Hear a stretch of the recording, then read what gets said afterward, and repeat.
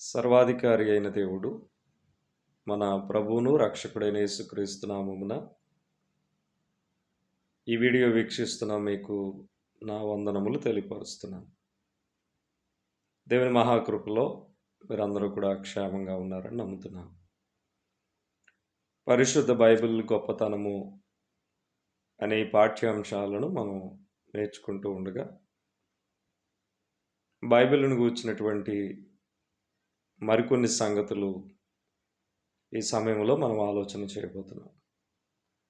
ఈ మాటలు వింటున్న మిమ్మును, మీ కుటుంబాన్ని ఆ మహాదేవుడు ఆయన కృపలో వర్ధిల్ల చేయాలని మీ కొరకు నేను ఎల్లప్పుడూ ప్రార్థన చేసేవారమైనా. ప్రాముఖ్యంగా గతించిన భాగాల్లో పరిశుద్ధ బైబిలు గొప్పతనాన్ని వర్ణిస్తూ అది దైవ ప్రేరణ గ్రంథమని, అందున్నటువంటి భాషా తర్జుమాను గూర్చి, అలాగునే ఆ బైబిల్ యొక్క పరిచయాన్ని గూర్చి కొన్ని విషయాలు మనం మాట్లాడుకోవడం జరిగింది.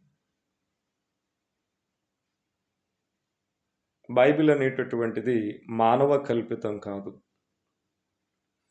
అది దైవ ప్రేరణ కలిగిన గ్రంథమని ఆయన గ్రంథము సాక్ష్యమిస్తున్న లేఖనాలు మనం చూసాం.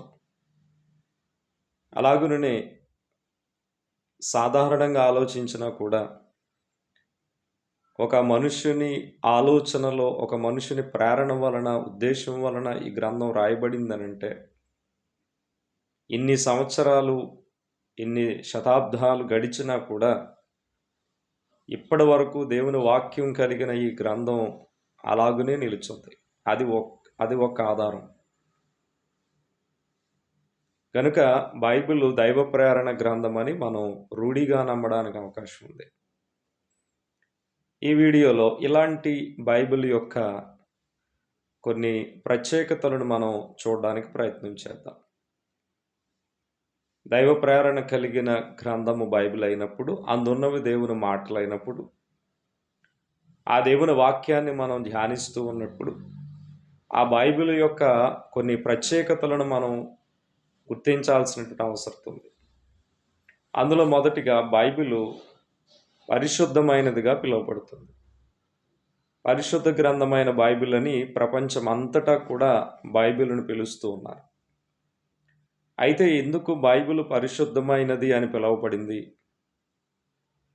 దాని వెనుక ఉన్నటువంటి కారణం ఏంటి? ముఖ్యంగా 2 కారణాలు ఇక్కడ మనం బైబిల్ పరిశుద్ధమైనదని నమ్మడానికి ఆధారంగా ఉన్నాయి. అందులో మొట్టమొదటిగా బైబిలును, అందున్నటువంటి దేవుని వాక్కును ఎవరూ నాశనము చేయలేని స్థితిలో ఉన్నారు. అంటే దేవుని వాక్యము నాశనము చేయబడే స్థితిలో లేదు. మత్తయి సువార్త 24వ అధ్యాయము 35వ వచన భాగమందు మనం చదివినప్పుడు, ఆకాశము భూమియు గతించునునే గాని నా మాటలు ఏమాత్రము గతింపవు అని సాక్షాత్తు యేసు ప్రభు వారు చెప్పిన మాట. అంటే దేవుని మాట లేదా దేవుని వాక్కు ఎంత బలమైనటువంటిది అనంటే, మనుషుల మాటల వలె ఈరోజు అని రేపు మారిపోయేది కాదు. ఆకాశము భూమి గతించినా కానీ ఆయన మాటకు 100% గ్యారంటీ ఇవ్వచ్చు, నో వ్యాలిడిటీ. ఆయన మాటలు ఆల్వేజ్, నిరంతరము కూడా నిలిచేవి. కాబట్టి దేవుని వాక్యము నాశనం లేనిది. అదే రీతిగా పేతురు రాసినటువంటి మొదటి పత్రికలో కూడా మొదటి అధ్యాయము 23వ వచనంలో వ్రాయబడినటువంటి సంగతి మనం ఆలోచన చేస్తున్నప్పుడు, మీరు క్షయబీజము నుండి కాక శాశ్వతమగు జీవము గల దేవుని వాక్కు మూలముగా అనే మాట. అక్కడ శాశ్వతమగు జీవము గల దేవుని వాక్యము అంటే దేవుని మాట, లేదంటే దేవుని వాక్యము అని బైబిల్లో ఏ మాటలైతే వ్రాయబడినాయో అవన్నీ శాశ్వతమగు జీవము నుండి ఉద్భవించాయి. అది అంటే శాశ్వతుడైనటువంటి నిరంతరము ఉండేటటువంటి దేవుని ద్వారా మానవ జాతికి మానవుని మేలు కొరకు ఇవ్వబడిన సంగతులు. కావున బైబిల్ గ్రంథము నాటి నుంచి నేటి వరకు పరిశుద్ధ గ్రంథముగా పిలువబడడానికి ప్రధానమైన కారణం ఇందులో ఉన్నటువంటి మాటలు నాశనం లేని, ఒకవేళ ఇవి నాశనం అయిపోతే, ఒకవేళ ఇవి మనుషుని మాటలు అయితే ఇవి నాశనం అయిపోతాయి. అలా నాశనం అయిపోతే ఈ గ్రంథాన్ని మనం సాధారణ మానవ గ్రంథం అనే పిలవాలి, పరిశుద్ధ గ్రంథం అని పిలవలేం. కానీ పరిశుద్ధ గ్రంథం అని పిలువబడుతుందంటే దానికి ప్రత్యేకమైన కారణం ఇందున్నటువంటి మాటలు నాశనము లేనివి, మొదటి కారణం.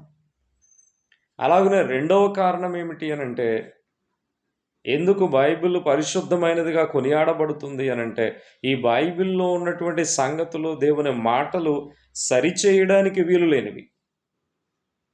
ఎంత గొప్ప సంగతి! సరిచేయడానికి వీలు లేని సంగతులు ఈ గ్రంథంలో రాయబడ్డాయి.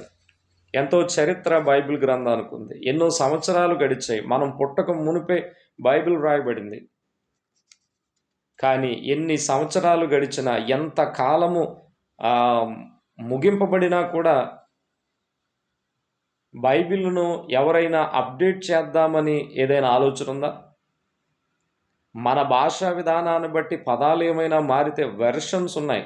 అవి ఓన్లీ కేవలం భాషా తర్జుమా, భాషలో మార్పుల వల్ల తప్ప బైబిల్లో మార్పులు కాదు, బైబిల్ సబ్జెక్ట్లో మార్పులు కాదు, బైబిల్ క్యారెక్టర్లో మార్పులు కాదు. అవి భాషలో మార్పులు మాత్రమే. అందుకే అవి వెర్షన్స్. ఏ వెర్షన్లో ఉన్న బైబిల్ బైబిలే, ఏ భాషలో ఉన్న బైబిల్ బైబిలే, ఒకటే అర్థాన్ని ఇస్తుంది. కాబట్టి ఈ బైబిల్ నందున్నటువంటి దేవుని మాటలు, ఆయన ఉద్దేశాలు సరిచేసే విధంగా దేవుడు ఇవ్వాల. ఎందుకంటే అది సర్వ సృష్టికర్త అయిన దేవుని ఉద్దేశంలో రాయబడినటువంటి సంగతులు. ఇవి మానవ ఉద్దేశాన్ని బట్టి కాదు, సరిచేసుకోవడానికి. కాబట్టి బైబిల్ సరిచేసుకోవడానికి వీలు లేని స్థితిలో రాయబడింది గనుక బైబిల్ పరిశుద్ధమైనదిగా మనకు కనబడుతుంది. అందుకే ప్రకటన గ్రంథంలో 22వ అధ్యాయం చివరి మాటలో చెప్పినట్టుగా, దీనిలో ఎవడైనాను కలిపినా తీసివేసిన ఎడల ఆ తెగుళ్ళన్నీ మీకు సంభవిస్తాయి అంటున్నాడు. అంటే కలపాల్సిన పని లేదు, తీయాల్సిన పని లేదు. దేవుడు ఎప్పుడు మాట్లాడాలో, ఎవరితో మాట్లాడాలో, ఏమి మాట్లాడాలో, ఆయన సంకల్పానికి సంబంధించిన విషయాలన్నీ కూడా ఈ గ్రంథమందు ఆయన రాసి మానవ మేలు కొరకు ఆయన అనుగ్రహించాడు. అందుకే బైబిల్లో ఆ సకల విధములైనటువంటి విషయాలు కూడా ఉన్నట్టుగా గతంలో మీకు జ్ఞాపకం చేశాను. శాస్త్ర సంబంధమైన, విజ్ఞాన సంబంధమైన, పరిపాలనా సంబంధమైన, మానవ సంబంధమైన, ఆత్మ సంబంధమైన, ఇలా ప్రతి వ్యవస్థ యొక్క మూలాలు బైబిల్లో ఉన్నాయి. సృష్టి యొక్క మూలాలు బైబిల్లో ఉన్నాయి. సో బైబిల్ యొక్క గొప్పతనమును మనం గుర్తించాల్సిన అవసరం. బైబిల్ యొక్క గొప్పతనములో భాగంగా బైబిల్ పరిశుద్ధమైనది అనే వాస్తవాన్ని జ్ఞాపకం ఉంచుకోవాలి. దైవ ప్రేరణ కలిగినటువంటి మాటలు కలిగిన ఈ గ్రంథం ఎందుకు పరిశుద్ధమైనదంటే, మొదటి కారణం, దానిని ఎవ్వరూ నాశనము చేయలేరు. ఆ మాటలను ఇప్పటి వరకు నిలుచున్నాయి. రెండవది, దానిని ఎవరైనా సరిచేయడానికి వీలు లేని స్థితిలో రాయబడింది. ఎందుకంటే ఇది దేవుని ఉద్దేశంతో ఇవ్వబడింది కనుక. ఈ కాలానికి ఇది సరిపోదు. చాలా గ్రంథాల్లో ఈ కాలానికి ఇవి సరిపోవు కాబట్టి మనం వాటిని సవరించుకోవాలని చెబుతారు. కానీ బైబిల్లో ఇప్పటి వరకు సవరించే అవకాశం లేదు. కారణం, అది దైవ గ్రంథం. అందువలనే ప్రపంచం అంతా కూడా బైబిల్ పరిశుద్ధ గ్రంథముగా పిలువబడుచున్నది. ఈ వాస్తవాన్ని మనందరం గ్రహిద్దాం. పరిశుద్ధ గ్రంథం యొక్క ఇలాంటి అనేకమైన ప్రత్యేకతలు మరీ ఎక్కువగా మనం నేర్చుకుందాం. ఈ మాటలు విన్న మిమ్మును, మీ కుటుంబాన్ని ఆ మహాదేవుడు ఆయన కృపలో బలపరిచి ఆదరించును కాక. God bless you all. మీ అందరికీ నా వందనాలు.